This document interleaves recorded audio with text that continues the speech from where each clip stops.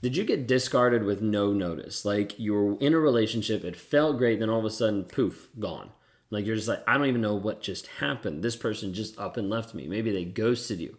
Maybe you got discarded with no notice. A toxic person all of a sudden was in your life, then they were gone.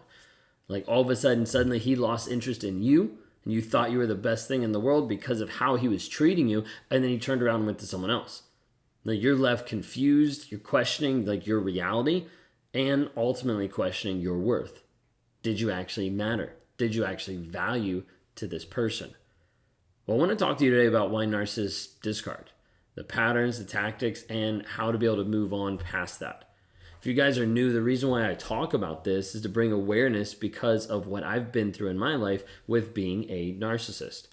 With the things that I've done that have hurt and destroyed relationships, marriages, all different types of things that have happened in my narcissistic tendencies and my personality disorder. These things are real. Narcissistic abuse is real, and more people need to understand and more people need to learn about it.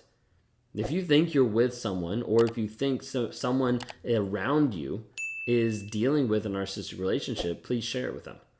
Please help bring light to someone else's life that might be abusive, that might be harmful, and they might not have a clue what it is or how to break out.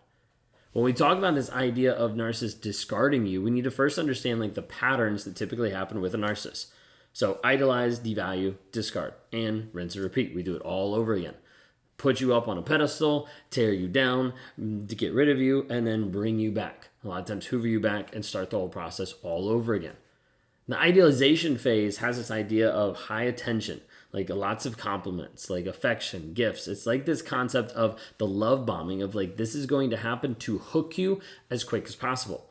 Narcissist wants to build a connection as quick as possible so that you don't realize that the connection being built is over shallow and shaky ground. Because a narcissist doesn't have depth to them. They want to just move on and not be vulnerable about who they actually are. Sometimes they'll convince you with fake vulnerability because they're telling you about something that happened in the past. Of like, this is how I was abused. This is how I grew up. This is a hard traumatic thing I went through. And then they eventually use that to justify the actions and the behaviors and the reason why they're not vulnerable today. Those things still don't make it right to abuse and to be hurtful to another person. But normally narcissists will find a way to try to justify that to make you feel bad about you standing up for yourself. So the idealization is all exciting, all great, you found your soulmate, love of your life, this is the best thing ever, all my exes were crazy, but you're not, like I've never felt this way about you, all this like great stuff. And then comes the devaluation. And oftentimes it's slow, but sometimes you have these pivotal moments that it happens really fast.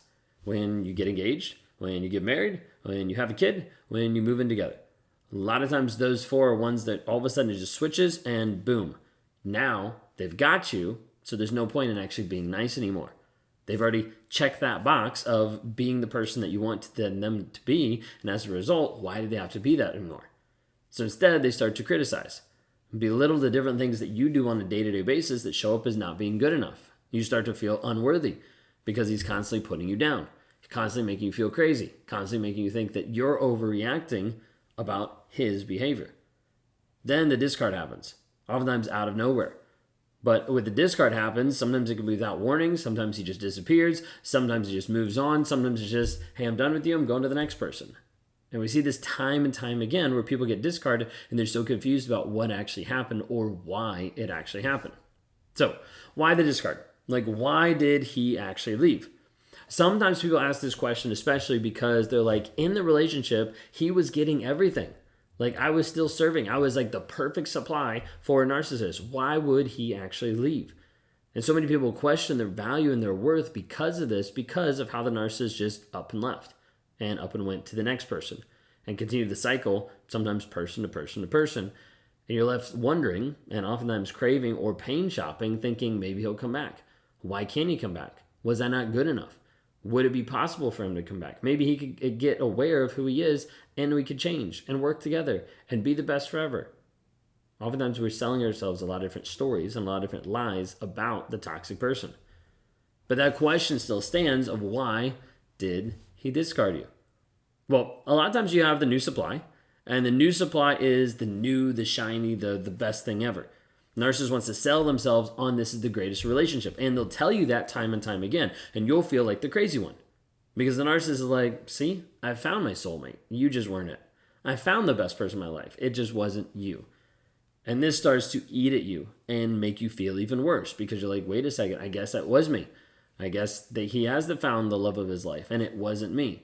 It makes you feel like you're not good enough, which is 100% not true. But the narcissist wants to put that on you.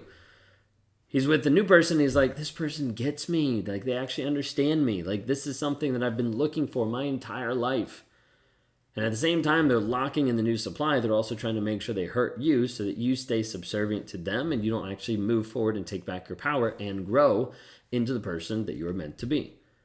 Narcissists sometimes will view the new supply as being a fresh start. Like, I can start all over again because this person doesn't know me. And they think that because they don't know that person, that they'll be able to be with that person a little bit longer. Sometimes they'll think this next supply is better. This is the one. They're more attractive. They're more excellent in the things that I want. And sometimes there's a concept of thinking that it will fix them. For me, sometimes there's this idea of maybe I can finally find someone who understands me, that connects with me, that makes me feel better. When in reality, I just didn't want to show up in my own relationship and want to do the things I want. So I'd continue moving forward to the next person, to the next person, to the next person, regardless of who I hurt and regardless of what it did to the people around me. And oftentimes you'll see a narcissist that will do that time and time again of just moving on to the next person, to the next person, to the next person, because they think that going to the next relationship is going to fix the problems that they're dealing with. Not realizing and not understanding that the problems that they're dealing with come from themselves. So they go into the next perfect relationship and those problems still follow them. But instead of looking at it from self-evaluation, is let me place it on someone else. So new supply, that's a popular one of why you get discarded. Second one, sometimes they just grow tired. Now, what I mean by this is not that they grow tired of you. It's more along the lines of they grow tired of dealing with another person and another human. It doesn't mean that all of a sudden you're boring or all of a sudden you're not interested. The thing with a narcissist is they only care about what they care about, which isn't you, and it's also never been you. In the moment, it's been like, hey, you provide stuff for me, you make me look good, you give me money, like I enjoy the sex, whatever it might be, you provide something. As soon as you stop providing, or as soon as the narcissist is like, this is boring because all I do is get provided by the same person, let me go find someone else. Sometimes this idea of like where the narcissist gets addicted to the chase of like, I want to be with you, so I'm going to woo you, I'm going to get you to a place that you are madly in love with me. And then that deeper level of intimacy meets like a wall for a narcissist like, I don't know what to do now. So yeah, it must just be an issue in the relationship. Let me go to the next person. And then they keep cycling through and moving on. This is where like they're not honest with you and they're just moving on to the next person, the next challenge, the next conquest to be able to have in their life. The third reason sometimes is punishment, okay? Where you betrayed them, that's the concept, okay? You betrayed them by holding them accountable. You betrayed him by looking at his phone and catching the fact that he was cheating with one person and texting 5 other women. That was a betrayal. And so in the narcissist's mind, because you betrayed me, I'm going to punish you. I'm going to leave you. Like, this is ridiculous. Like, you're so controlling. You're so manipulative. You're so, like, invading my privacy. I can't do this, so I need to be able to leave. And there's no accountability of, like, wait a second, you're actually cheating on me. Like, you're actually hurting me and hurting multiple other people because you're not being honest with yourself and with those other people. But the narcissist won't worry about that because it's not about them. It has to be all about someone else. So they continue to move forward. But they use that of like, hey, I need to punish you. So I'm going to hurt you for betraying me. I'm going to get revenge. I'm offended because of what you did to me. So I'm going to like retaliate and get back on you. Okay. And then the fourth aspect, a lot of times narcissists like discard you is to avoid accountability. We see this half the time, I would say. Where you finally start getting to the place where you step into your power and you no longer take shit from the narcissist, that they start leaving. That they're like, okay, like this person I've been able to control for so long, now I'm not controlling them. Now they're standing up and I can't do anything about it. So then they leave. They go find another person that's naive and susceptible and that they continue to manipulate and mold into the person that they want to be. But sometimes this happens. When you start to survive and you start to thrive, you start to stand up and they're like, all right, I'm out. I don't want to have to deal with this accountability and responsibility on a day-to-day basis. So I'm out of here. Oftentimes when you're dealing with a narcissist and you start stepping into your power, it's kind of like training a toddler. More or less it's probably like training a puppy, to be honest. It's where you're repeating the same things over and over and over again with such consistency, it seems like the other person is going to go crazy. It's partly what you need to do, because you need to get to the place where you're repeating the same thing over and over with no variation, because they'll find an issue with that.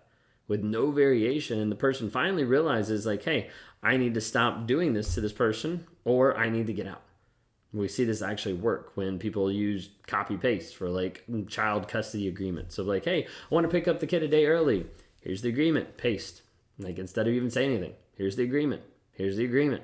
And getting used to giving the person the same feedback, the same information every single time.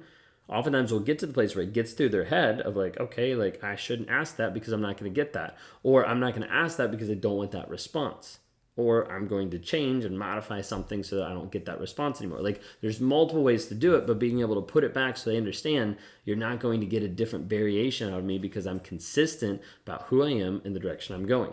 This is what happens when we work with people to go from survivor to thriver, to change their thought process and their mindset. And that's how we start to move on, is by embracing the truth, by focusing on the fact that it wasn't you. You didn't cause this person to cheat on you. You didn't cause him to hold money from you. You didn't cause him to hide the sale of half the company, and you're stuck with debt. You're stuck with a lot of different issues. You didn't cause him to do anything. Those are choices that he made. You endured the abuse. You endured the attacks. You endured being cheated on. He left you. He left the kids.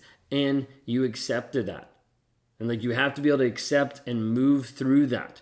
Because the only way you can actually get to the place of saying, hey, this is what happened. This is what I dealt with. This is the pain that you put me through. Then we can actually move to the place of getting to the healing. Now there's an aspect of like, well, like maybe I could have accepted it. Maybe I could have like been better. Maybe I could have changed something.